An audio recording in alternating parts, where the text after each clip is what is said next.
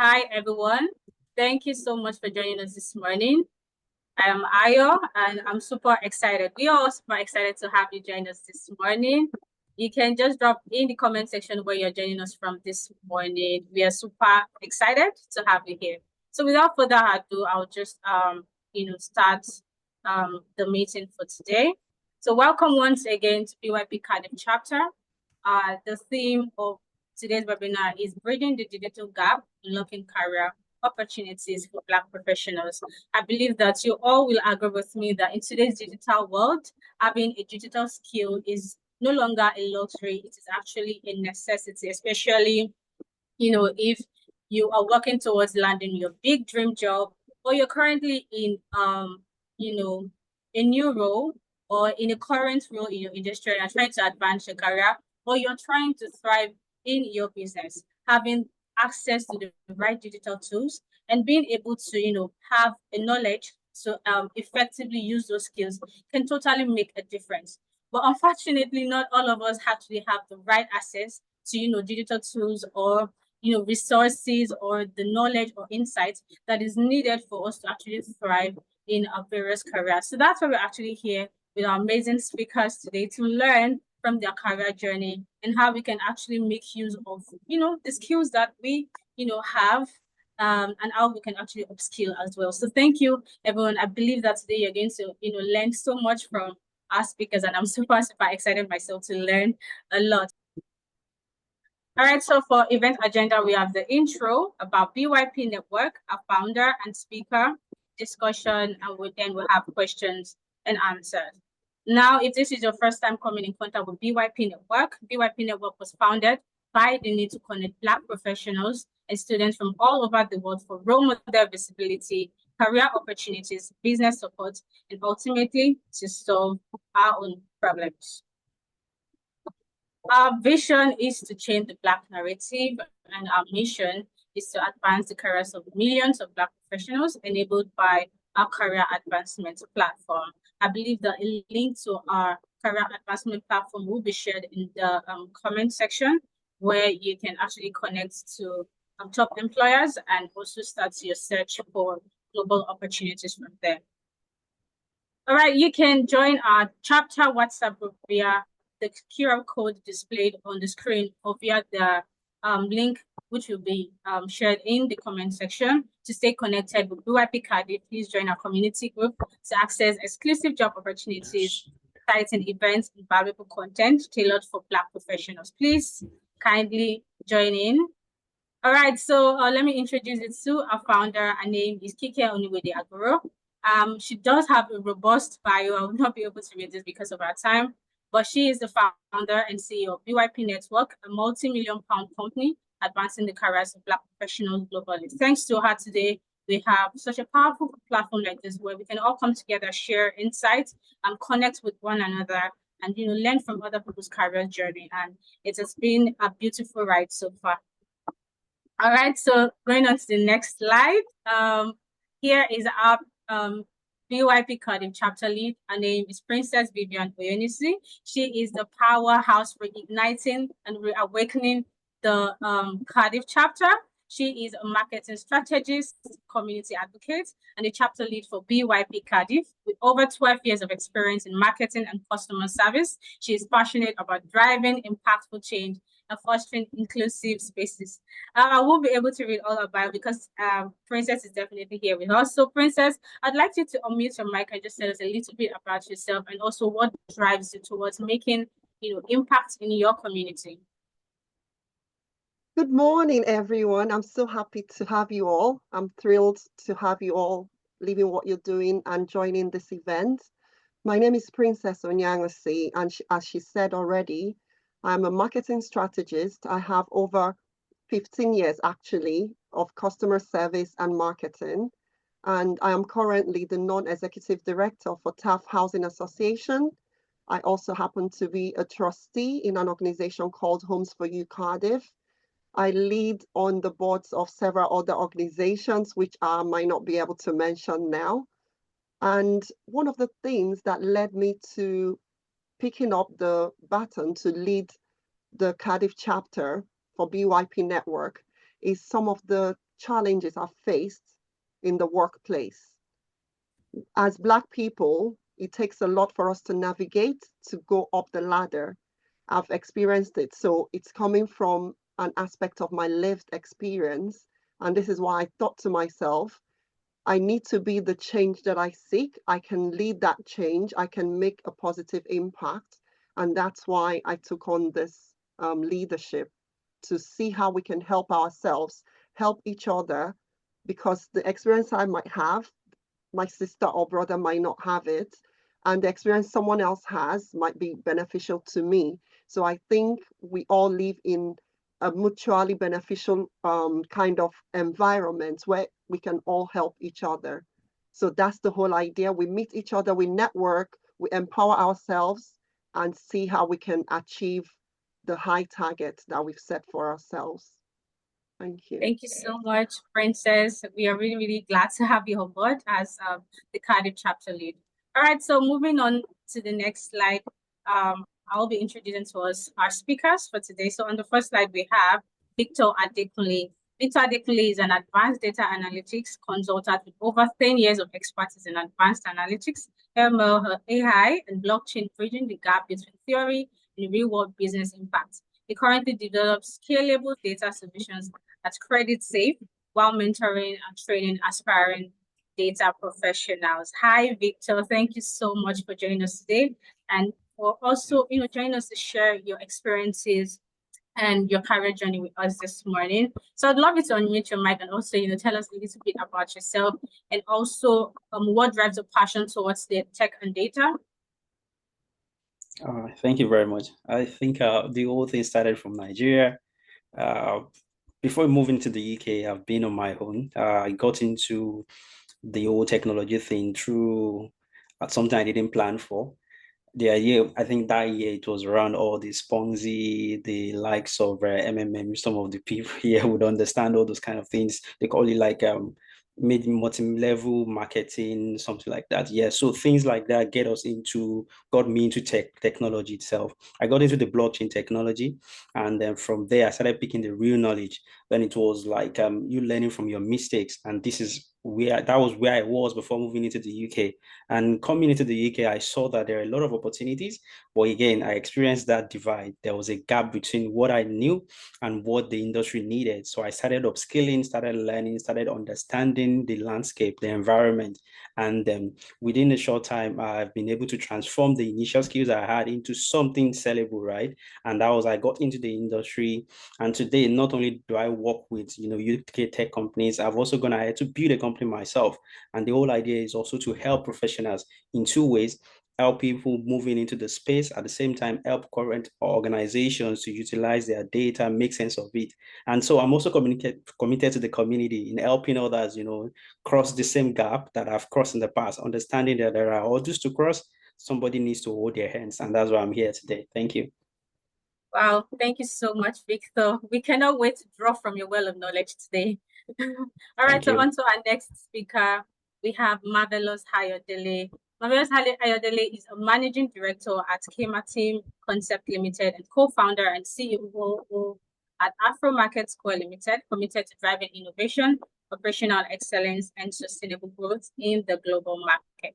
Hayodele, would you like to share a little bit about yourself and why you actually focus on business, digital business growth for, entrepreneurs? Good morning. Thank you very much. Thank you, the host, and a big shout out to the founder and CEO of BYP. Thank you, Madam Princess, for this opportunity to be part of this meeting this morning. Yeah, one of the things I like to do is see people grow genuinely, everybody finding purpose and being able to work in that purpose more effectively. When we all got into the UK, it was a new and different terrain from what we used to understand and how things worked back home. Yeah, in Nigeria, all of us are citizens, so there's a little or no restrictions for what we can do, what we can achieve, but the opportunity was limited. Getting into the UK where opportunity was vast, there is now the limitation of your rights to work, your citizenship. And that's where we've come together as a community of Nigerians in the UK, the Japa Reloaded community, where we gather friends who have like minds, who have understood how things work and are ready to pour it all out to other friends who are just coming in. We're dedicated to just helping people, get jobs, get house, get things that naturally they would, spend a lot to get on a platter of gold. And yeah, we've come up with a company, the Kematim Concept Company, to help people just put in stellar applications, looking out for their CVs, optimizing their job search, letting them know what they really need to actually get on the job. And that's one of the things that we are doing. And I'm happy to also share some of those strategy that we've used at work with many people that will be joining this call this morning. Thank you very much for having me. Thank you so much for also accepting our invite. So I guess at this juncture, I'm going to hand over the mic to Princess Bionisi, the Cardiff chapter leader, to take over the session. Thank you so much, everyone, for joining us once again. Thank you very much, okay, for that lovely introduction. Thank you. So I'm going to start with a very, very heartwarming story that resonates with one of the reasons why we're here today. That story happens to be about a young lady who I mentored, and this lady had accessibility issues to digital broadband. How she used to apply for jobs, she would go to a cyber cafe or any office or even a coffee cafe that she knows had broadband, and she will sit in this place and then send out her application, send out her CV, because at home she didn't have any broadband at home, and subscribing to Wi-Fi she considered too expensive for her status as someone who's just left school without a job. So stories like this makes you realize that accessibility to digital technology and digital know-how is very important for us to assess like job opportunities. Like Mav said, there is a vast opportunity in the UK. You need to align yourself properly to be able to maximize those opportunities. I'll also tell you this is slightly embarrassing story about something that happened to me. Even though I consider myself well knowledgeable in digital world, I had a very nasty, embarrassing experience where I got given a laptop and it comes with what we call the wireless mouse. Most of you who have used wireless mouse would know that the wireless mouse comes with there's a tiny thing that acts as a Bluetooth connector that you need to put on your laptop to be able to use that wireless mouse. I had no idea. This was when I just recently came to the UK. My job role came with an official laptop, and the official laptop had this wireless mouse. I unpacked the laptop. I knew what a laptop was, even though I didn't get to use a laptop till when I entered the university, unlike my kids who already have tablets at a very young age. So that's the cultural difference. But back to the story about the mouse thing. I unwrapped the mouse, and then the Bluetooth connector, I didn't understand what it was, so I chucked it in the bin and then went to work with the laptop and the mouse. And it was a question of, where is the Bluetooth thing? I said, I didn't understand. Oh, I can't find it. They then had to give me a fresh mouse. And that is so embarrassing, because come to think about it, everyone who is in the UK at a certain age understands what a wireless mouse is, understands the Bluetooth connector, but I didn't know because I'd never used it. So things like this could make you appear inefficient, or you lose out on some things or some access that you would have even in the workplace. So this is one of the examples, and I'm sure my speakers would share some of the experiences they've had just before we launch into the main thing proper. And if anyone in the audience wants to share with us any embarrassing experience, just to buttress the reason why we're having this seminar, this webinar today. Victor, do you want to share any experiences that resonate with you in line with what we're doing today? All right, thank you very much. I think mine came from the environment I was in then. It was while I was in Nigeria. I told you I started my career early in blockchain technology. So it's all about cryptocurrency trading then. So one thing that would be common here, people would understand that if you move around, either with a laptop or something, you always get picked up sometimes by the police trying to search you.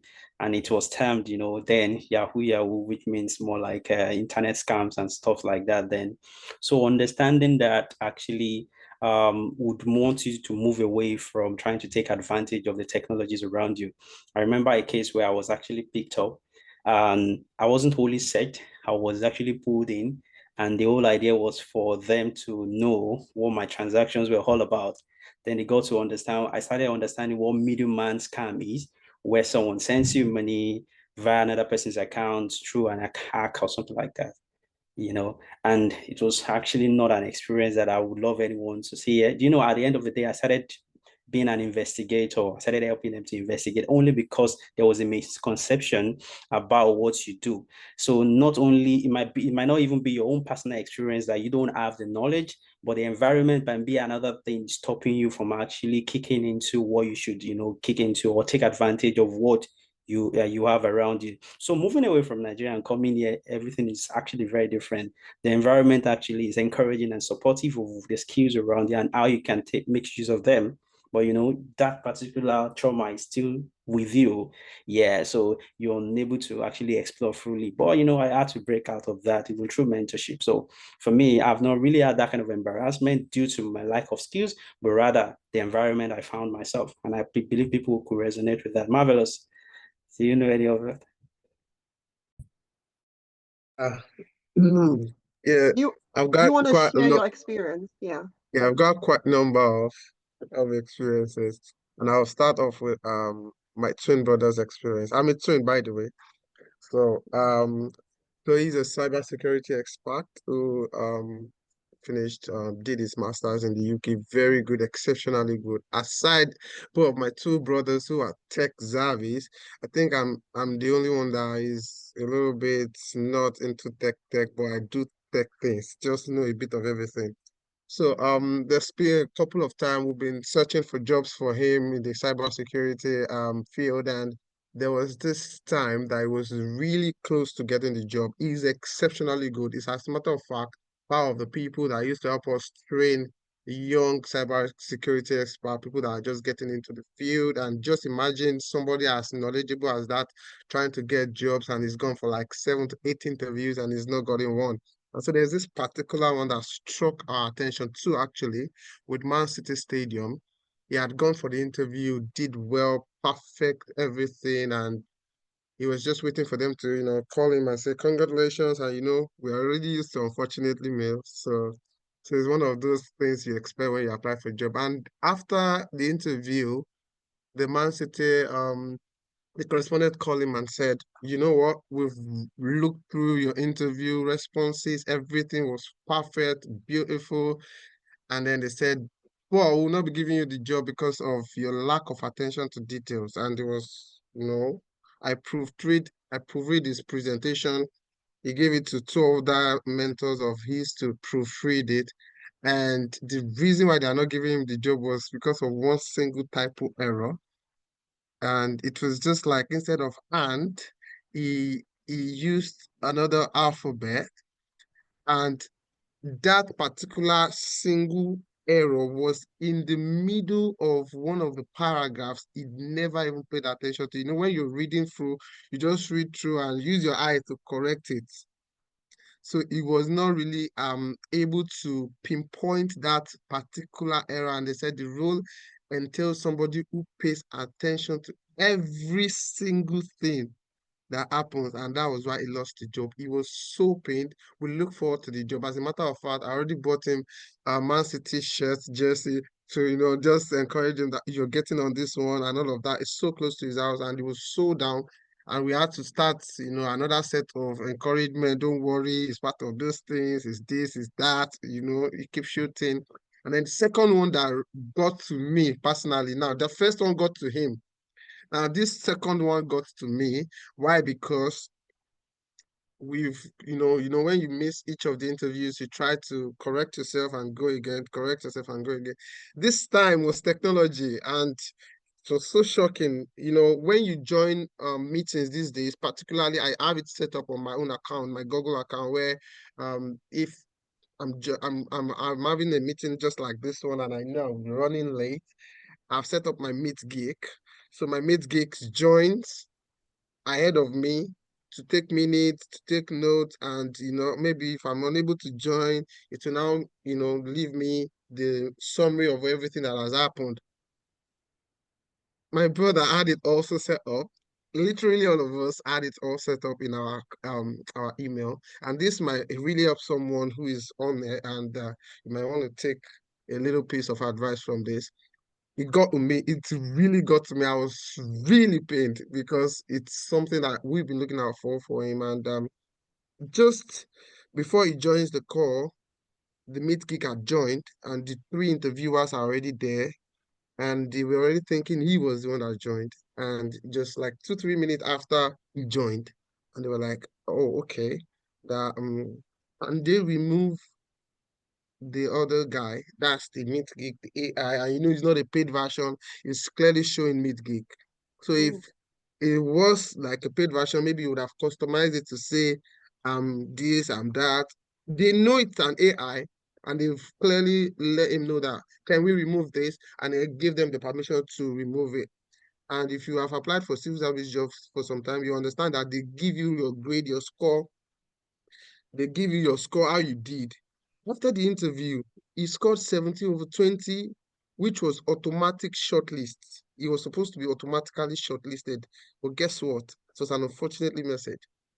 And again, if you apply for civil service jobs, you know that they give you review. It's just like UKVI giving you refusal letter. They will give you why we are not giving you this visa. And they are giving him a review of why they are not giving him the job. And the reason was he joined, they said an AI or another AI Meet Geek joined the meeting with him, although they removed the AI, but they are not sure, convinced that the AI was not helping him in the background because his response was too excellent. Like it was so on point, and in their head, no, this is too good because of what they've Yeah, so seen if I happen. come in here, I think your brother Prison. also, what that Yeah, was you, was it? That was a no, risk. that was not me. That was Okay. still him. Yeah, Oh, that yeah. was a risk, like Really using painful. AI to Yeah, commence an yeah. interview. I don't think if you've searched for a job and you've gotten unfortunately the opportunity you have to prove yourself, you now get a gig to join. But things happen and they teach us a lesson. So I just wanted us to kind of explain and share the stories of what we've passed through so people will know why this particular topic and webinar is very important. So without wasting much time, I want us to discuss about how professionals use digital access and digital tools to boost their career growth. That's one of the things we'll be talking about today. We'll also talk about what the biggest challenges that Black people face in terms of technology. What are those things and how do we mitigate those challenges? Because as people looking out for each other, like some of the examples we've had today, we can learn from them and try not to repeat those mistakes because nothing will be more heartbreaking than applying for several jobs and then getting the opportunity and then a silly mistake or silly error owing to technological know-how causes us to lose out on the job. And just before we delve into the topics, because I'll allow my speakers to talk about, what they know about things that are the major challenges for Black people and how we can increase the digital access. Dr. Victor knows much about data analytics and those tools, and I would be hoping that he will share some of his expertise with us today. Marv also runs like a recruitment firm where people are helped with ATS. I don't know if anyone has heard about ATS that runs through, like these days, if you're submitting a CV, this is for the benefit of people that didn't know about ATS, because I only recently got to know about ATS. ATS is like an app or a digital tool that runs through your CV to make sure that it aligns with the job specification. So nowadays, recruiters are finding it difficult to deal with lots of CVs, because you can advertise for a job role and then you get 500 applications within 3 days. In actual fact, what you were expecting was like 50 applications so that maybe a secretary or an admin person can go through that. But these days, the amount of CVs, just because the world has gone so digital, once you put out that CV and put an email, be sure to get loads of email. Even people that already have jobs that are looking to get better jobs will still apply, thereby increasing the number of applications. So what recruiters do nowadays is use what they call ATS to run through your CV. So there are some keywords that recruiters are looking out for. For instance, if it were to be a customer service role, so recruiters for a job role such as customer service, some of the keywords are like empathy, ability to listen, and ability to take notes, attention to detail. Those are just a few of the keywords they are looking out for. And if they put that in the ATS, if your CV is lacking in those words that they consider to be the keywords, automatically you're out. So if out of the 1,000 or 500 CVs that have applied, if only 20 have those keywords, those are the 20 that will be progressed. You could have all the skills. And one other thing we need to understand is no matter how skilled you are, your CV is what speaks for you in the rooms where you're not present. So we need to take special care to make sure that our CVs are up to date and represents us and represents the skills that we want the employers to see that we have. So without much ado, I would pass the mic to Dr. Victor Adekunle to let us know what he perceives to be some of the challenges that Black people face in terms of digital know-how, and how Black people can further boost our careers in the workplace using digital technology. All right, thank you very much for that. Yeah, because of the audience that we have, okay, yes, we have students amongst us. At the same time, we have Black professionals, some who are either trying to grow in their career or entrepreneurs who have their businesses running already. So we'll try as much as possible to be present for everybody. What I mean is to pick the topics that really resonate with each and every one of us. So starting from the topic itself, what do we mean by the digital gap, right? So the idea is for us to learn how to bridge the gap. So this is just about closing the gap between those who have access to the digital tools, right? You can use them, who have the knowledge and the opportunities, and those who don't. And part of the discovery, like you said, is knowing that the Blacks around us, maybe due to change of environment, don't have the knowledge or the access to the tools and the opportunities around them in the digital space. So many from the underserved communities don't have internet access, don't have laptops, or don't even know how to use tech tools. Some of the digital skills needed also to scale, because we're in the digital age now, right?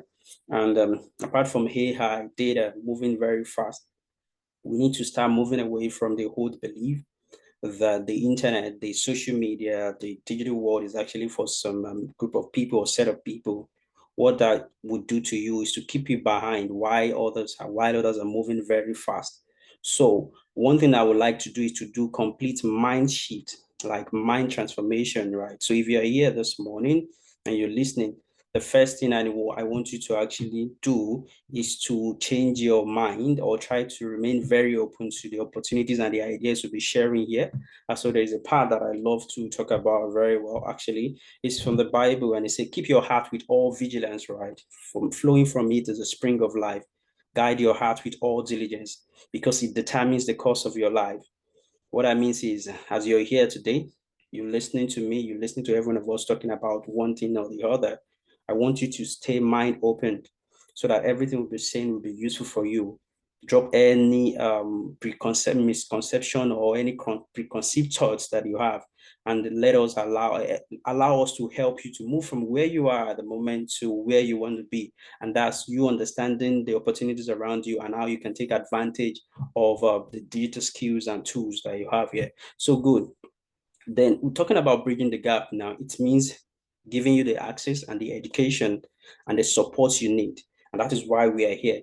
first, one of the things is for me to break the common misconceptions, right? Like you have to come from a tech background to be able to move into tech and to use those technological tools, which is not true. You have to come from, you're unsure right now, you're confused, you have to know this, that, and that. You have to be a techie, or you have to be very young to be on social media, to be taking advantage, because digital skills, digital opportunities are everywhere. Good. So, and there are so many careers in this part when it comes to the digital space. For me, I would definitely be biased towards data analysis as the first one. Then digital marketing. I'm happy that the host here is actually a professional in that space with a lot of experiences. Then we have software development and remote job opportunities. Trust me, if you're going to work remotely, you need to have an idea of how these tools work. Like you said, knowing how to manage your mics, knowing how to set up your devices. I know before we started, I was actually trying to set up my devices, and she asked me, and I said I have two cameras. Yeah, I have three different mics, and she's like, "Oh, this your game is actually to a different level." And I say, "Yes, that's the idea, for you to be able to know how to also use these tools to get the best for yourself." So again, we have entrepreneurs here. I didn't skip the part where this is also useful for customer care experts, for customer experience, content creation, virtual assistantship. All those things are things you need to understand, and they are all in the digital space, right? These are things you will do to take your business up. For example, as an entrepreneur, you need to actually understand content creation in the digital space, because that will take your business from level A or level 0 to level 100. Trust me. And it is moving very fast. So you can't afford not to know. Okay, you can't afford to remain on the level you are right now about your knowledge of the digital space. So, for example, this part, it's about, okay, where I want to talk, right? What I want to talk about now is about the entrepreneurship on this space. I told you I moved into the UK, right? Firstly, I started working as a support worker, even with years of experience. And so for some of us that are in that space at the moment, I begin to wonder, how do I move? Some of the skills I use now were skills I didn't have before coming here. So I picked them up while I was working those night shifts. I was going, every night to work, at the same time learning online. So there are things you can learn online. And I moved into the space exactly after a year. I got a job, and within a year, I've moved from a data analyst role to a data scientist role. And my experience seems to have been in the space for, like, let's say 3 years now, doing that same thing. However, I have a long background in research, right? So that is what sums up to become my 10 years of experience. But the thing I didn't know, which is what I want to clear here, is that some of us also have the knowledge and the skills required.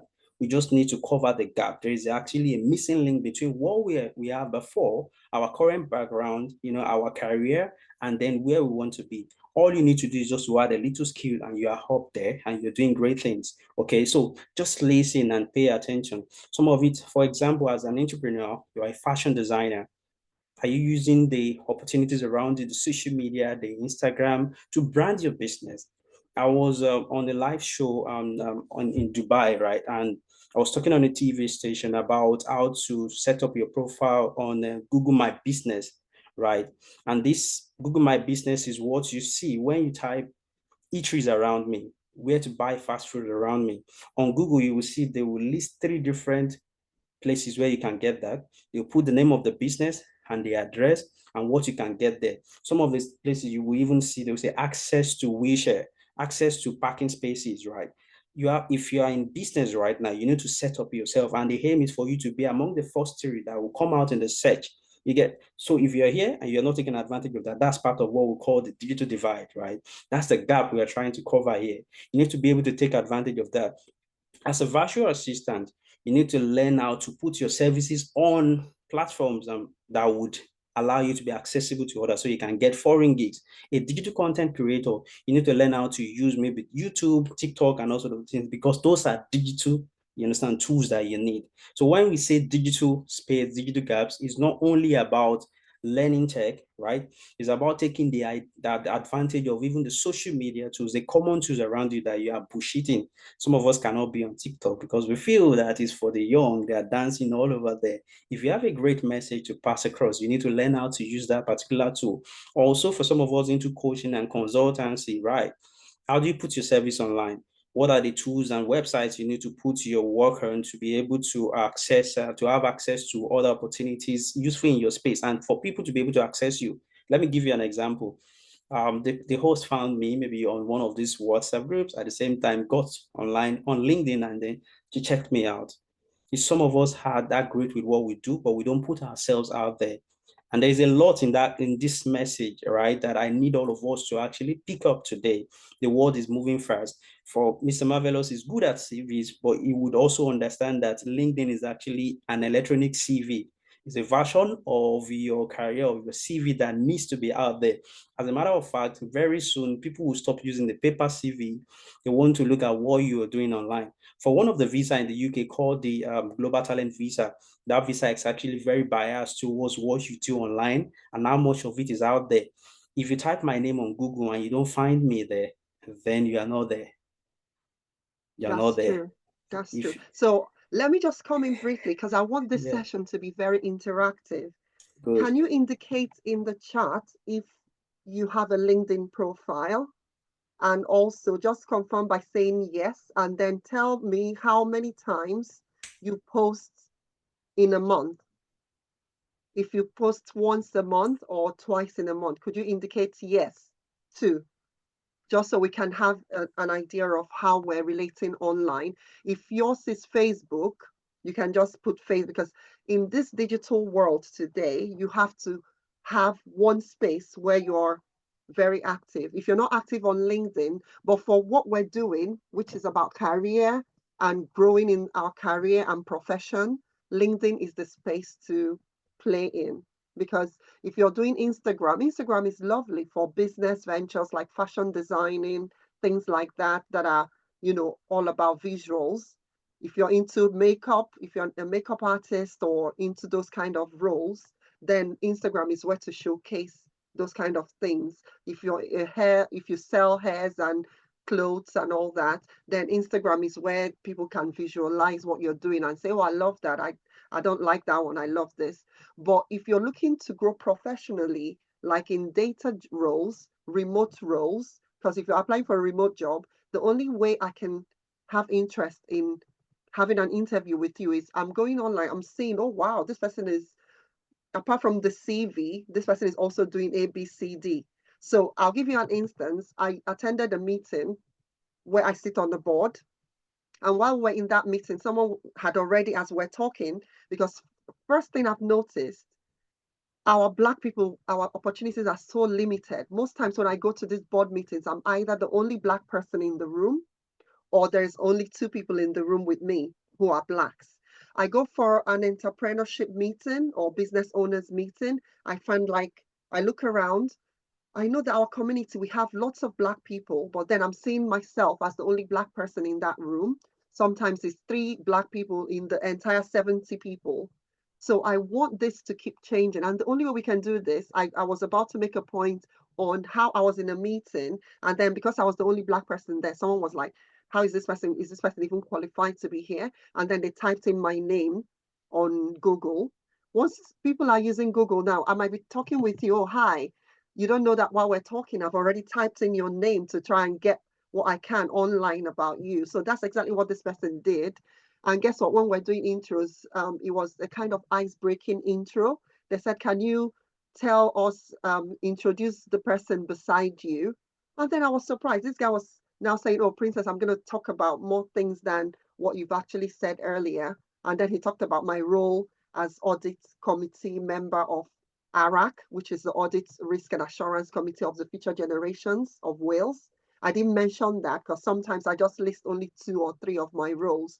Because by the time you start listing too many roles, people will go, oh, she's showing off or something. So nowadays, LinkedIn is where you can put all those things. Because what this person did, they quickly typed my name on LinkedIn. And on LinkedIn, I have a few more of the roles. And once they saw this, they were like, oh, I know more about you than what you said. So what I'm trying to say is we need to consider LinkedIn as a sort of CV, because these days people just go, oh, the CV is not, and then they want to see your face because the CV is not showing your face. So another reason why people go on LinkedIn is to put a face to the name. So they go on LinkedIn because most LinkedIn profiles have your photo. So they want to see if this picture or the person will fit into their organization or matches what they are looking for. So ensure that your LinkedIn profile is professional. Ensure that you have professional photos, like I have like professional headshot photos that I use. Ensure that you have this, even if it's just one you're able to get. There are apps that do this. There's an app called Photo Room for people that don't know. You go on Photo Room. What Photo Room does is you might have taken a lovely picture. You like that picture, but the only reason you can't use it is because the background, you took it when you were in the park with the kids, or you took it when you guys went to the airport, but you love the way you look in that photo. If you use an app called Photo Room, it wipes the background straight away so that you have a plain background. Even when you need a passport photo, you can also use Photo Room. It's very lovely.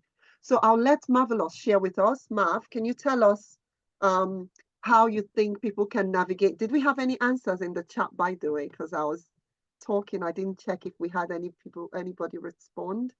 Oh yeah, so thank you for responding. Yeah, I can see someone who posts once every day and twice a day with over 6K. Wow, well done, Kim. Kim, well done. Like seriously, you are amazing. You do a post every day, and TikTok you post twice every day, and you currently have 6K followers. That's lovely. I might get you to help me grow my TikTok following in the future. So it's good to attend this kind of events because you never know, you might have a connection from them. So Kim, I'll definitely be reaching out to you. So yeah, thank you for everyone who responded. Marv, can you tell us how you actually, because you're into the recruitment field, I see what you post. Your organization helps people with their CV, tailoring their CV to a job role, because most people here, most Nigerians in the UK came into the UK with the COS visa, which is about healthcare, related to healthcare roles. So I see Marv doing a lot of things there with regards to people who want to switch their COS, people who want to upgrade, people who want to upskill. So another thing before I pass on to Marv is never underestimate the power of upskilling. I never rest. Like I'm consistently upgrading myself. I'm currently undertaking a class in product analysis as a product owner, stroke product manager. And business analysis is also another course that people do because the what's the word now? The want or the need for those job roles is very high and they pay well. So if you can do it whilst you're waiting for your COS to come off that COS visa, then obviously by the time you're off the sponsorship, you already have another skill that can give you a higher paying job. You can even merge it. There might be a healthcare organization that is looking for someone with digital skills. The whole idea of this webinar is the fact that the world has gone digital. You either jump on the train or the train leaves you. So the choice is yours to make. So I'll pass on to Mark so he can share a few nuggets with us.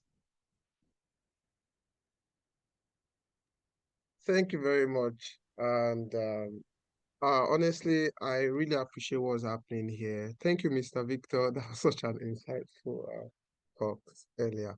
So myself, I'm an old advocate of, you know, doing well, what is in your hand, doing it properly and doing it well. Because what you find your hands to do have a way of, getting you to where you want to be. And not everybody goes directly to where they want to be. So many people have stops over. While we are coming back from Nigeria, few people are able to fly directly using British Airways or Virgin Atlantic. Many of us have layover, stopover, carryover, sorry. That's just by the way. It's chat. Everybody's coming to the UK and we find ourselves here in the UK. What I'm trying to say is any job you are doing right now, either healthcare, either IT, either security, you can also always leverage the power of technology. As a matter of fact, there is no job now that does not involve tech. And why I want to say this is I understand many people will be in the healthcare sector or are in the healthcare sector or in security or in other kind of jobs that people have now tried to paint bad or tried to make people feel less of themselves. I'll take myself for an instance, and Mr. Victor too is an example.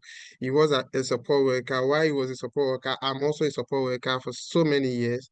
And while we are at all of this, we are able to still leverage technology. You know, so many of the trainings we had, few of them have to come physical. You have to be literacy, you have to be literate, you have to be IT literate, digital electronics literate to be able to handle some of the equipment, the softwares. You have to be able to, you know, connect to attend trainings online. You have to be able to record vital signs, taking observations of when you're at work, and you need to monitor people. We have what we call the observation. You need to do observation for so many patients, and it is digitally recorded. The nurses, the healthcare support worker have to log in into some certain portal, the NHS portals, to record stuffs, and you know, so you can't just erase the the your you cannot leave your digital skill building idle. You have to keep building. The world is becoming really, it's becoming really scary now with how AI is coming. In my trust, the NHS, in Preston, we now have an AI simulatory laboratory. What happens in that laboratory is AI does everything we humans are doing. That is, you have patients who, like robots, they talk to you. When you go in there, you are not seeing the real patient. It is an AI developed patient where they react. When you pinch them, they react. While you pinching me, they abuse. Some of them attempt to slap. Do you understand? So you can imagine how wild the digital space is going. And if, like, the old people now, I think Madam Princess will be among the old people I'm referring to. So the old generation guys now, they are really bad. They are bad mouthing the AI, use of technology, use of this, use of that. They are bad mouthing us. But I'm telling you for a fact, in 10 to 15 years from now, you would really wish you actually get to understand and follow the trend of what is happening. Just yesterday, I was watching a documentary on LinkedIn on one of my friends where they are doing an exhibition of an AI responding, an AI actually responding, and they said, "Come here, it's coming, stay there, it's staying, do this," and it's doing. And the thing is, when it's going to be released now, these few years, it's going to be segmented to just the rich, right? Like just the smartphone when it broke out, it's just the few people that were able to have access to it. And then down the years, the middle class.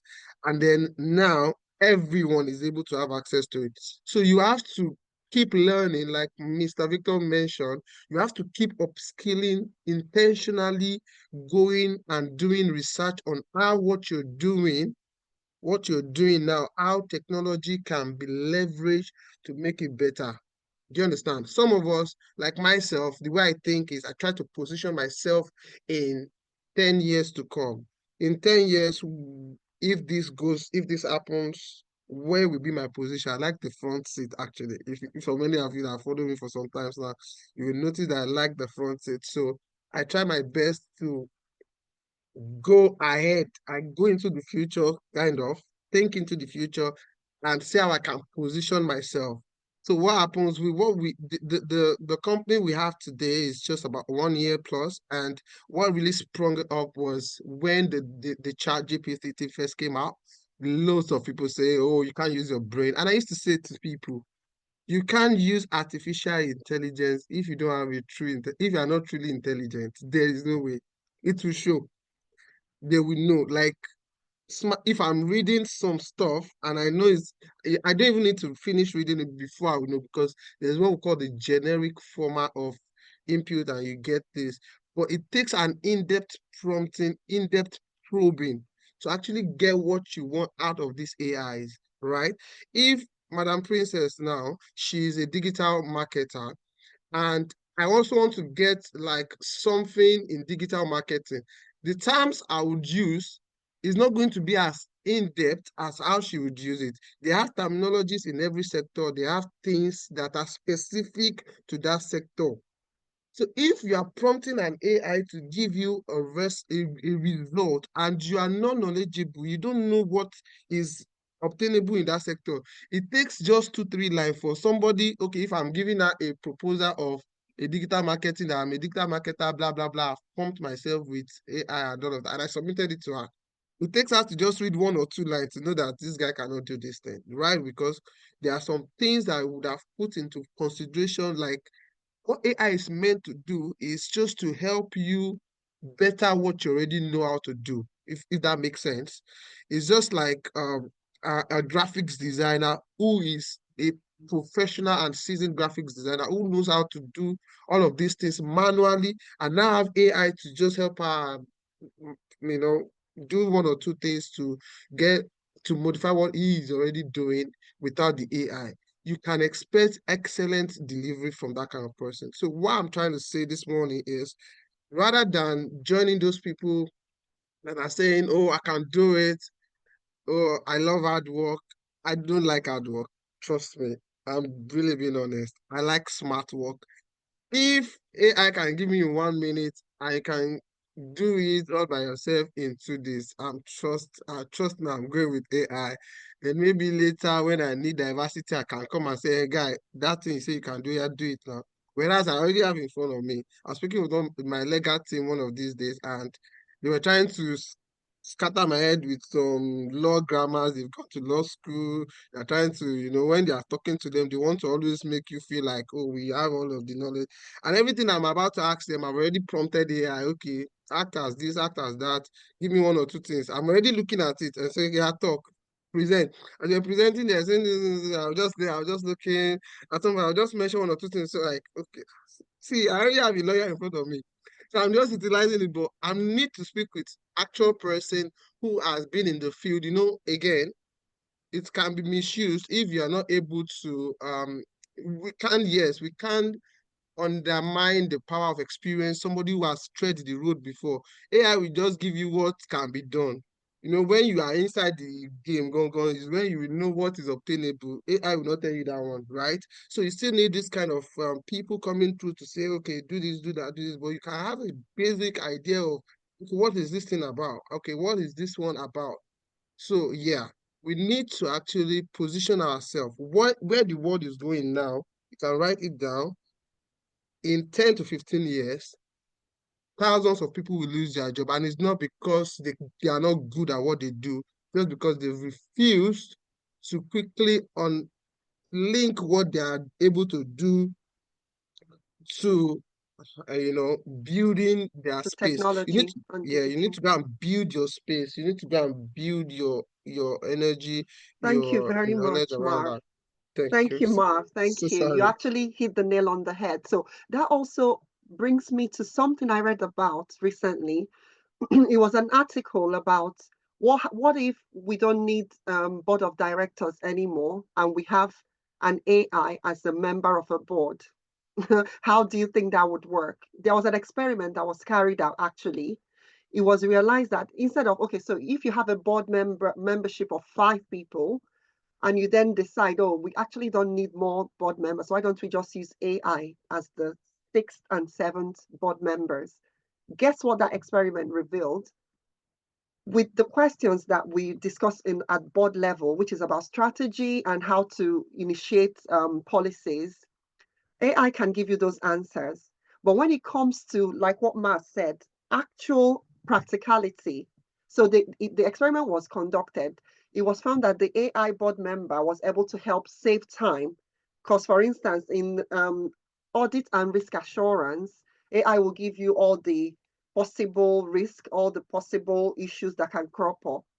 But what AI does not tell you is on the field, what if someone hits their leg, or what if there are things that AI doesn't conceptualize, but as a human being, you would think in depth. So it was agreed that AI could be used as a tool, like what I always tell people, digital and technology is a tool in the hands of whoever is holding it.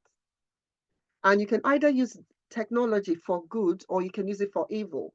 Yahoo Yahoo is as a result of people who want to use technology to scam people, whilst that same knowledge can be used as a cyber forensic expert where you're earning money, you can still use the same knowledge to earn money legitimately.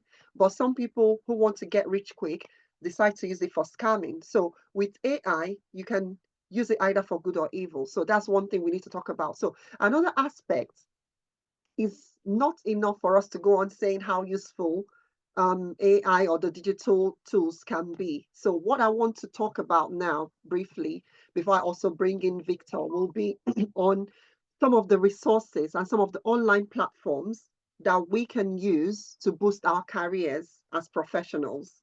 So one of them we've already spoken about. Oh, sorry, Andy, your hand has been up for a while. About a job application. Your mic is very low. We're Okay, sorry, struggling I'm to coming a hear bit you, closer. so you might want to. How is it now? It's still a bit low, but yeah, Okay, if you all can right. I'll increase try. your voice I'll a try. little. I'll try increase my volume. So what all I was saying is that there is a very crucial trend I've seen both in government and in applications I make for like funds for projects and stuff, where they do allow to use generative AI to actually apply for things. And I think one thing that is very important in our education and use of these tools is understanding that we actually are being allowed to new stuff right now. So aside from obviously the education aspect and the mindset after that, people have to shift into that mindset. I think it's also important to understand not just the prompt engineering. Some people may not be familiar with the term, but the way you write to the AI, so the AI gives you outputs, right? Input and output. But it's more so how can you phrase? No, sorry. How can you collaborate with AI, like you say, using as a tool to stay original in the way you produce content. So if you're mass producing content and you're mass producing content that is generic and it doesn't have your voice, how can your AI, maybe you using ChatGPT, have your voice when you're applying for a certain role? The civil service platform at the moment is accepting candidates to understand the frameworks they use for job application, but they can use AI to write their application. So if they give you the opportunity, can you just go and do it and be successful in your application, or would you struggle? And I wanted to start put that question to people to ponder on. Thank you very much. Dr. Victor, do you want to take on the question that has been posed, or Andy, is that like a food for thought for people in the room? Yes, please. Is that a food for thought, or do you want the speakers to comment on Yeah, it? yes, please. Yeah. I just wanted to see whether the speakers were familiar with this already, and if not, then I would have contributed down the line. Okay. Okay. Thank you. Oh, well, thanks a lot for this one. It's a good thing. It's something I do, let's say, every week with my interns. So I have professionals currently interning with me, giving them the opportunity to peep into the world. So I tend to help them to prepare for interviews and also, guide them on how to use AI to improve their application processes. So there's something I call elaborate CV. You might be hearing it for the first time. It's just one word I discovered myself. You see, usually what we say to people, what people do is to copy the job description, put their CV and say, can you write me supporting information, which is common with the NHS and, the government jobs. But that actually come out with a generic response, like Marvelous said, and you said, Andy, So what makes it different? I tell them, go back to your CV and give me the elaborate version of it, meaning every bullet point in the job roles and the experiences you wrote on your CV, explain one after the other what you did. Oh, for as a data analyst, I use Excel to achieve this by building this report, and then it gave 15%. How did you use Excel to do that? So you explain into details. A one-line bullet point before could become about 6, 7, 8 lines. Do that all through the CV. So when you now want to do the same thing where you throw your CV at AI to help you build the supporting information, tailored it to the job description that you have given ahead, this time around it will be different. It will be personalized because it has enough information. Like you said, input and output. If you give a high enough information, I'm telling you, there's no other way it will come out with a response without using the bulk of information you have supplied it before. I have used it several times. I was on a YouTube channel, live section. I did 2 examples. They invited me for one of the roles, principal data analyst, you understand, with the NHS. And this is not fake because it is still you. So you are genuine by explaining everything you did, and then you gave it to AI to just help you with the English. So what to be correcting is just the structure, the grammatical error, and then giving you a perfect output. Also, you can still go back and say, remove this, take this off, remove this. So if you can remember something I said, elaborate CV, elaborate everything you did as if you are talking to an human, you understand? So you're talking to me and you're explaining everything you did. Write it in your CV, give it to AI, you get something beautiful. Thank you so much. Yeah. Andy, Thank you does that very make sense much. to you? Yeah, he said Yeah. you've answered, yeah. So I'm happy that that addressed that. So what I was going to talk about, and thank you, Andy, for that question that gave us another line of thought. So what I was going to express is about those tools that can help us as professionals. So one of the tools we've spoken about already is LinkedIn. Another tool, which I don't know if people are utilizing properly, is what we call Coursera. Does anyone know about Coursera and EDX? Can you indicate by typing in the chat, yes, that you know about Coursera or EDX? I'm expecting everyone here to know about Coursera because it is quite popular. And why am I talking about Coursera? Because their lessons on there, their courses are free. So you get free courses. And for EDX, what you can do, it's either you pay for a course if you want to have a certificate at the end of that course, or you say you want to audit the course. So I'm giving you guys a tip now for people that don't know. Instead of paying for the course, if you feel that you don't need the certificate, you just want to gain the knowledge, click on audit the course. If you're auditing, you don't pay. You are considered to be someone who already has knowledge on the course. So you're just auditing. Meanwhile, they are not aware that you don't even know anything about the course. So it's our way of trying to save money. So you click audit and not pay. But if you think that certificate is going to help you somewhere in the future, then it's best you pay. So you get a certification, which you can also present to prospective employers. Another tool that we can get to use is a tool we call the Google Digital Garage. I don't know if anyone has heard about it. Dr. Vic, are you there for you to kind of give us more tips on Google Digital Garage? Because even though I've heard about it, I'll be honest to say I haven't used that. So I really don't know how it works, but I know it's one of the digital tools that is quite helpful. Yeah, okay, good. So before I even go into that, Google Digital Garage is actually like a free online offering digital skills and training for individuals and businesses. It's like an online platform, right? The aim is to help people gain access to information that is needed to thrive in the digital economy, whether you're starting a business or you're looking to change your career. Can you hear me clearly? Okay. So, but before I talk about it like in depth, because we've been talking about people moving from one skill to another or trying to enhance their career. That's something I quickly want to help us to understand that regardless of your background, there is a space and opportunity for you or place an opportunity for you in the digital space.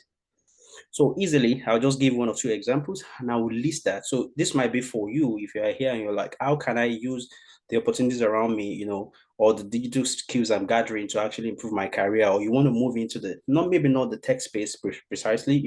My wife moved into project management from a public health background. In fact, while she was in Nigeria, she studied animal health. Then she studied public health, master's in the UK.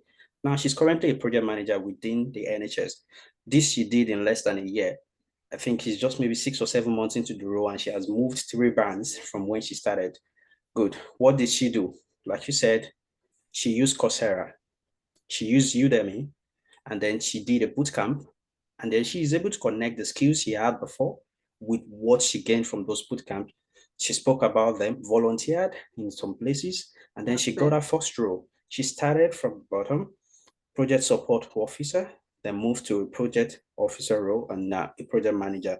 Do you understand it? And then she is now getting a lot of opportunities following that same pattern. So how do you upskill? Is usually about what you have said to go onto the platform. So what people don't know is where I am right now. For example, I started from an operations manager role or currently a construction manager or event coordinator.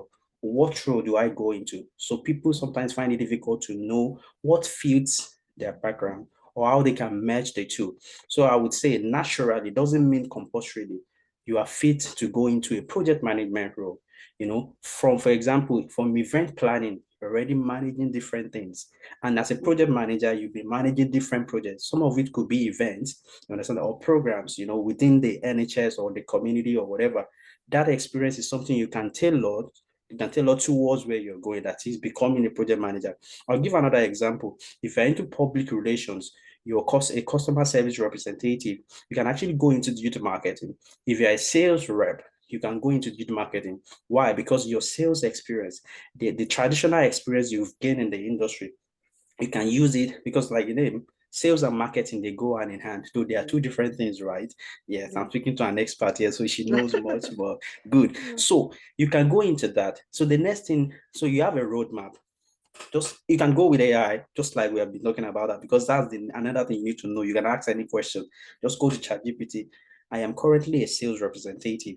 I'm a customer representative. I want to become a digital marketer. You can even ask that, what field can I go into in the digital space?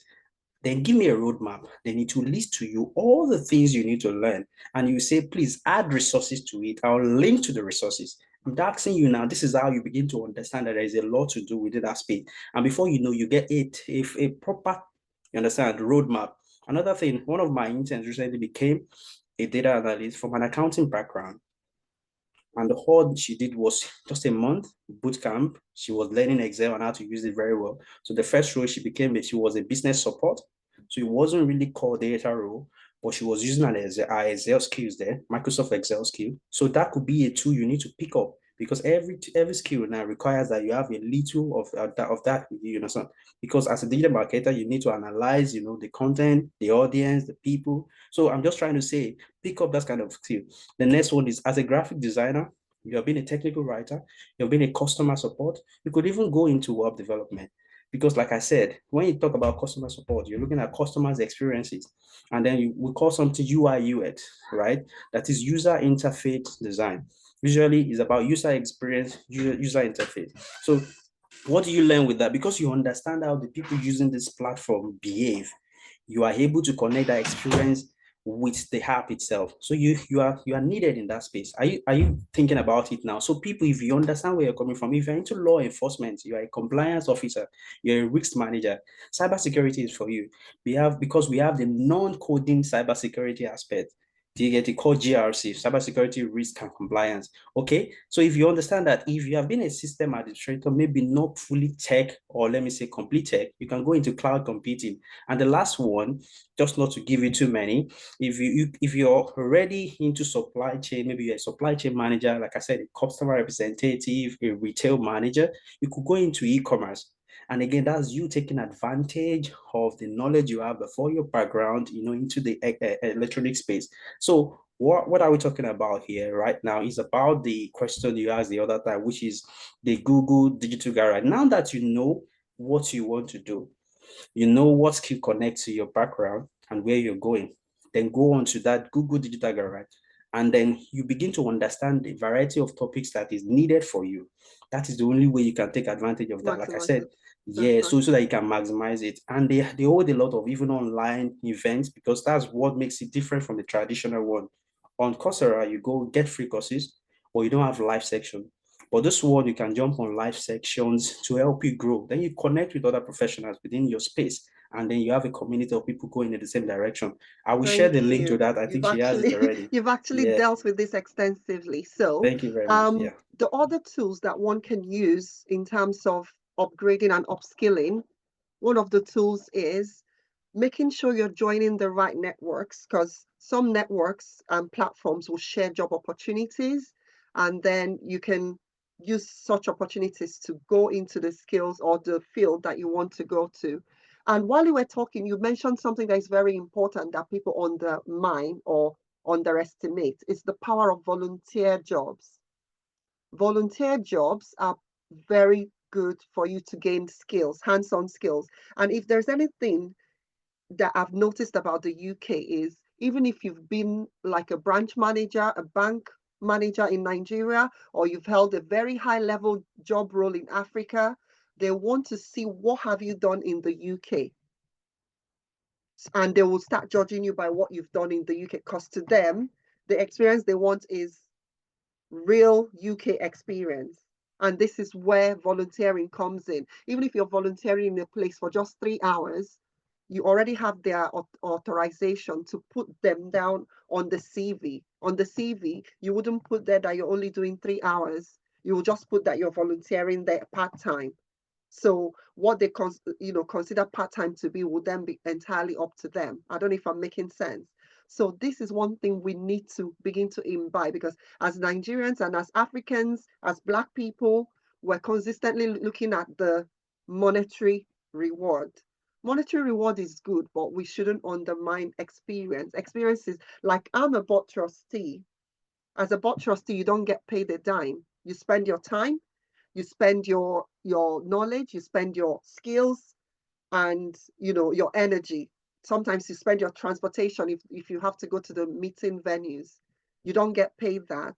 But as a trustee, you are learning from like older trustees. There are some people who have been trustees for like 10 years, 20 years. You're learning from them as a new trustee. Even as a trustee, you're learning about the business, the landscape of the business of the charity that you're a trustee for. So sometimes not everything that is not paid is worthless. There are some experiences you gather that is worth more than the money. And imagine if I'm going somewhere and I'm introducing myself as a trustee, even though I'm not getting paid, the fact that I'm a trustee is already resonating that, oh, she's a trustee, she must, she must be highly experienced and highly skilled. So doing some works or some roles without getting paid is something we need to look at.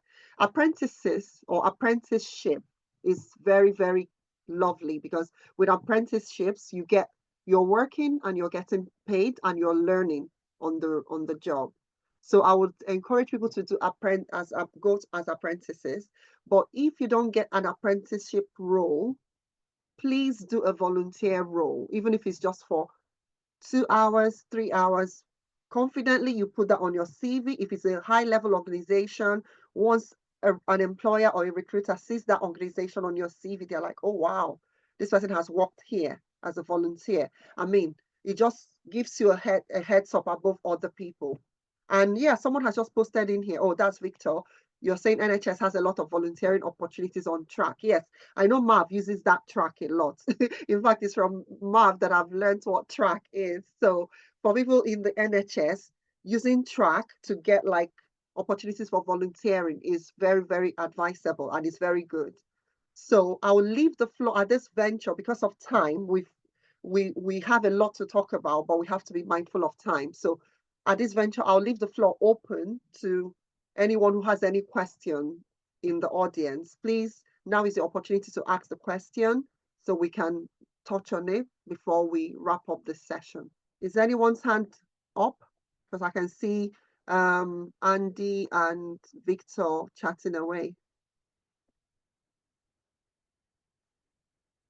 Any questions, or have we spoken so well that you don't have any question at all? That would be really lovely. Okay, yeah. Okay, go on.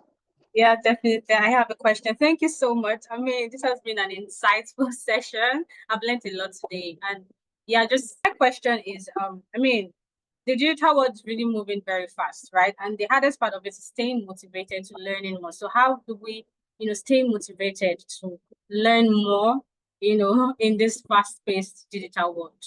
What can keep us motivated to just, jump on it and learn, basically?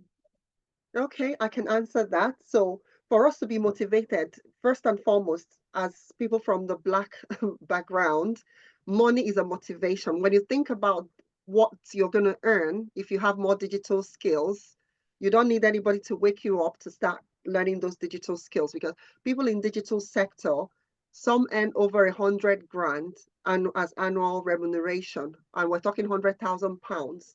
If you go to America or Canada, there you are talking about £200,000 per annum. So that's a lot of money. So the monetary compensation is one thing that can motivate us.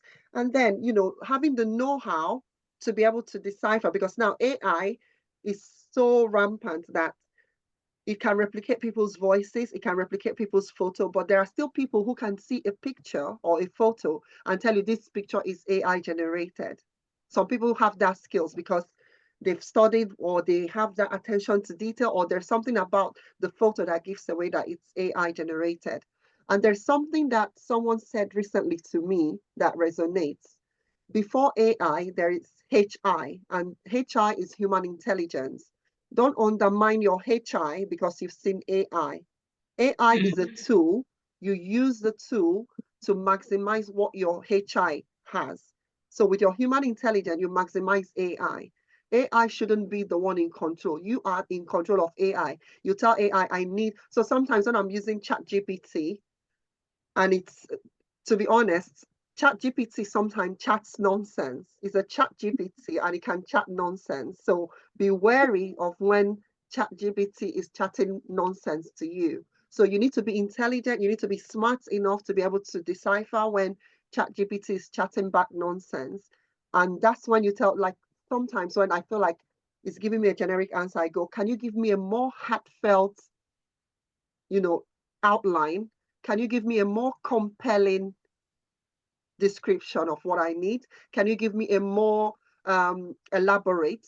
So there are words you use to make ChatGPT understand that, oh, this is not a normal person that can just chat nonsense to.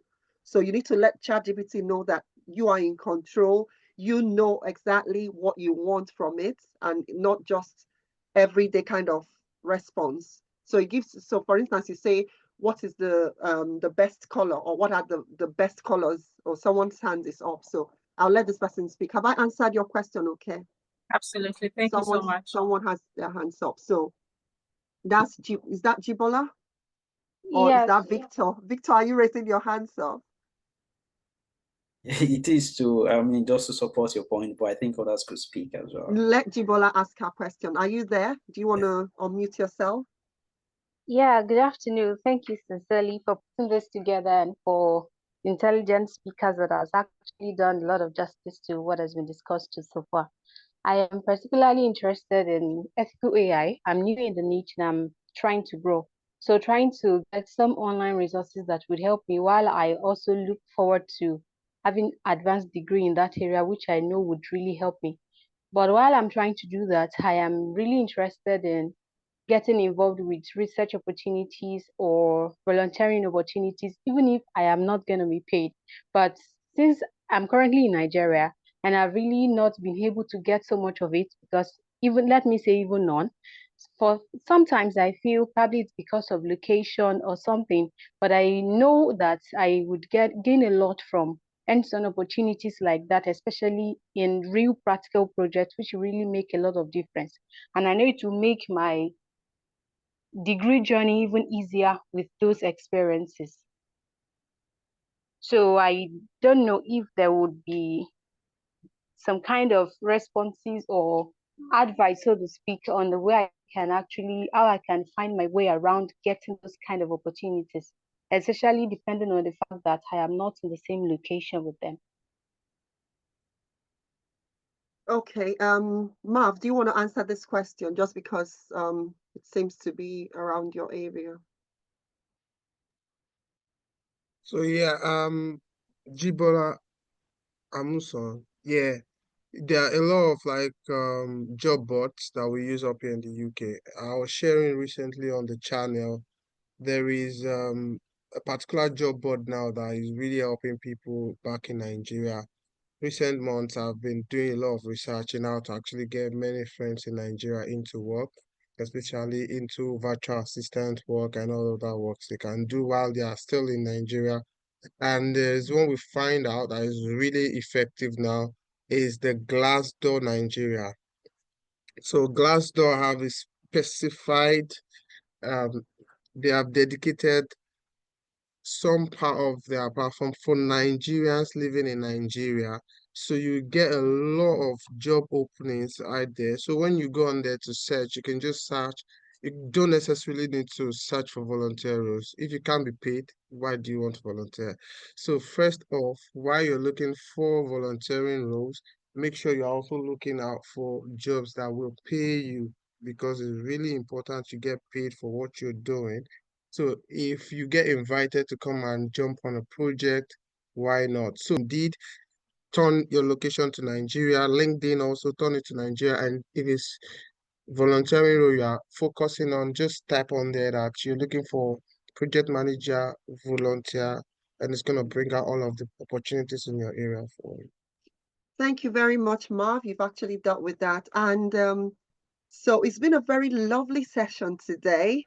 Does anyone else have a question before we wrap up the session? Because I'm being mindful of the time, and today it's a weekend. I'm sure people have different things they want to do. I can see Andy's hand up.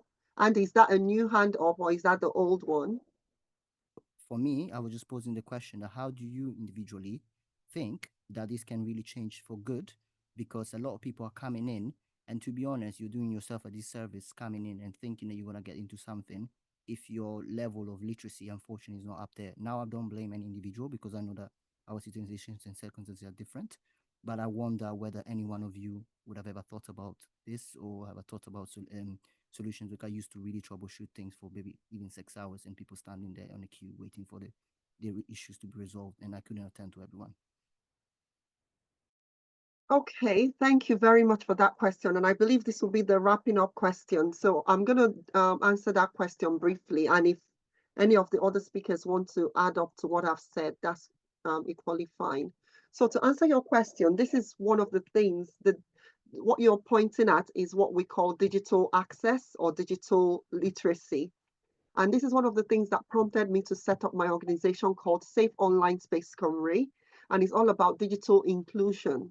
So with digital inclusion, especially for people from the Black and ethnic minority background, it affects us because we're not able to access the GP sometimes because everything is digital. You need to go online to call the GP. If it becomes more technical, you see some people back out and then they suffer their illness, or some get really scared because of all the technicalities and they don't bother accessing the GP practice. When it comes to financial institutions, if you're going to the bank, there are a lot of forms for you to fill. There are a lot of digital hurdles for you to cross. And you see that sometimes people go, oh, let me just have just one bank account. I don't need any more. The reason they are not going further or even applying for some credit cards or loans is because of all the digital hurdles that are involved. And do we now want to talk about like educational digital technology as regards educational opportunities? There are scholarships, there are research institutes that we can actually have access to. But because of the digital expectation and all the forms that we were required to fill, our people sometimes back out because I can't be bothered, I can't be asked to start filling 10 forms. And at the end of the day, the people who have the patience and the knowledge and the skills to fill those forms and access those digital know-how are able to get those things. So these are but a few. And the way to break those barriers is obviously have like community sessions. I'm very happy with the turnout of today's session because it shows that people are beginning to understand how important it is, and people are beginning to get curious on how to leverage themselves. We need to leverage ourselves because one, we're already disadvantaged on account of not being citizens of the country. We're disadvantaged by virtue of our cultural differences.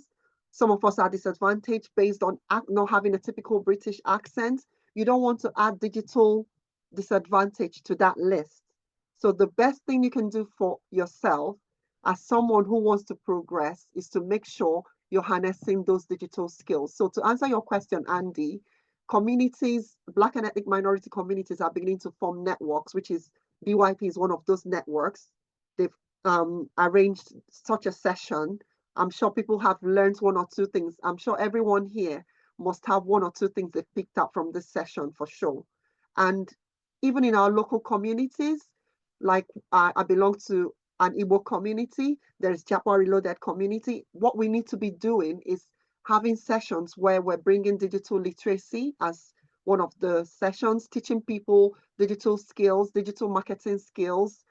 There's one that is called DBA that I'm paying for right now, where you gain skills on how to do TikTok, Instagram, and so many other things. There are different ways of making money. Like someone said, I attended someone talking about digital marketing. Gone are the days where you're holding your phone and it's just for making calls and receiving text messages. Your phone now can earn you money if you know what to do. And that's the question. Do you know what to do? Do you know how to make money from your phone? People are making cashing out, TikTok, different sorts, just by having a phone. But some people have their phones and all they do with the phone is make phone call, receive text messages, and maybe occasional WhatsApping. Gone are those days. And this is the first of such sessions. We'll have more series, we'll have more sessions, more webinars on different topics. Digital literacy will be one of those topics in the coming days.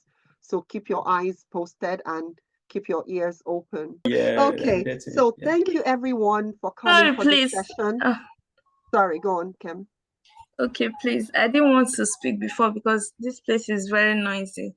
Why I asked that question is because I'm stuck at that point of learning phase, and I don't know how to move out of that point. I finished boot camp around that November. I started another one. I finished around March. I've done several projects. In fact, I extracted my data from TikTok and I analyzed it. And yet, I don't feel so much confident to start applying for jobs, even though I need the money so much.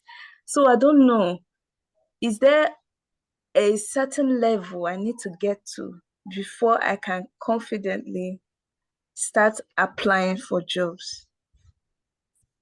So there's no level you need to get to. I think what you need right now is actually mentorship. You need somebody to hold your hands. I was there. My confidence was actually lacking. No matter the number of years of experience, until you need someone, until you get to a point where someone tells you you're good to go, which, like I said, with what you have done, you're good to go. You need to start applying right now. And that's the thing. Market will teach you what to do, but do a market survey, know the skills they are looking for, which I already told you. There are 3 major skills. The other thing is your mindset, your tool set, and your skill set. Once those 3 are there, so your mindset is actually the only thing holding you back now. Honestly, your tool set is there, your skill set is there. And that's why I said you need mentorship. Yeah, thank you. Okay, thank you very much. Thank you, Dr. Vic. I Can I hope Kim, quickly that add answers to your that? question. Sorry. Sorry. Yeah, can I add to that?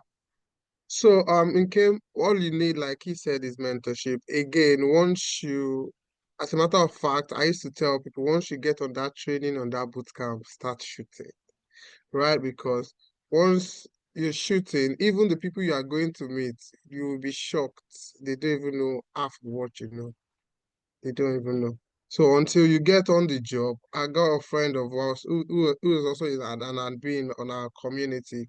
The job he got up until today, he's still saying to me that he's a compliance officer with the NHS and he only gets just 2 meetings every week for 1 month. For the whole month, just 2 times. He doesn't have to go to work. And during the interview, she was preparing heaven and heart, passed the interview, got in. It is big for them to even have job onto it. So you'll be shocked. No, most of them does not have the level of knowledge, the level of education you have. And like he said, if you join the job, what people do, what I advise them to do, while you are, you've gone to learn from renowned people on how to do these things, while you're doing Coursera, learning all of all online, still have somebody that you can run to with 2 or 3 of your first project. You just got on the job. They've asked you to do this. Mr. Victor, Madam Princess, this thing they have me to do. How do I do it? They show you. If they show you the first time, and then one thing you would enjoy is most of the tasks are repetitive. Trust me. What you do this month is the same report you generate and submit next month, like that. So if they have shown you how to generate it this month, you might not need them to show you how to generate it next month, and it will continue to build your confidence along the way. Any new things that comes up and you are not sure of, run to your mentors, and they should be able to help you through. Yeah. Thank you, Ma, for that addition to what Dr. Vic said. And yeah, so I would say we've had a very fruitful and insightful session today. And for the people who contributed in the chat and asked questions, thank you very much for your contributions. This is just the beginning of many more to come. One of these days, we'll hold a mentorship session or a session on mentoring. So in those sessions, because mentoring is what our people need seriously. Mentoring, because there are people who are already high up.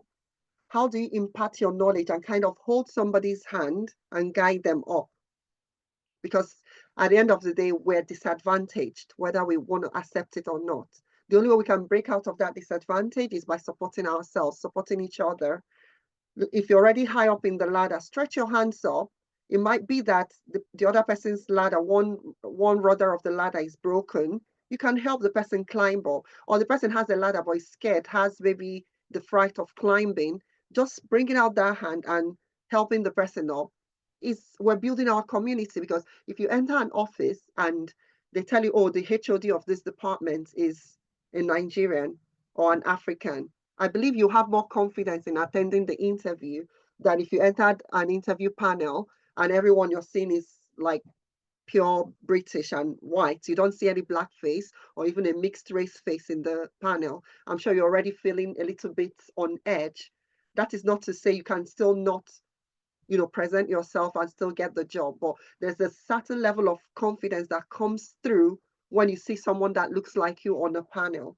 So what do we do now is to try and get more people to be on those high level panels. And I'm a very huge advocate of that. I'm a very huge advocate of community supporting each other, people at the top helping people to go up and showing them how to get, how do we say in Nigeria, how to cut soap, right? Help some people cut soap and show them how you got to where you are. So without taking much of your time, thank you everyone for attending.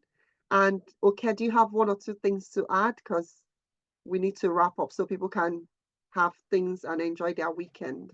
Yeah, I mean, this has been an insightful session so far. Thank you everyone for joining us today. Thank you to the speakers for making out the time, doing the research to make sure you're not chatting nonsense like ChatGPT does sometimes. So that's very, very much appreciated. And thank you for everyone who's here today. Thank you, okay, as well, for giving up your weekend or half of your weekend for this. And thank you, everyone. Talk to your people, talk to your friends to join the BYP network. Let's see how we can make Cardiff a better place, make Wales a place where Black young professionals are getting those jobs that we think are higher than us. So we need to help ourselves to get to those levels. So thank you. Have a lovely weekend, everyone. Bye.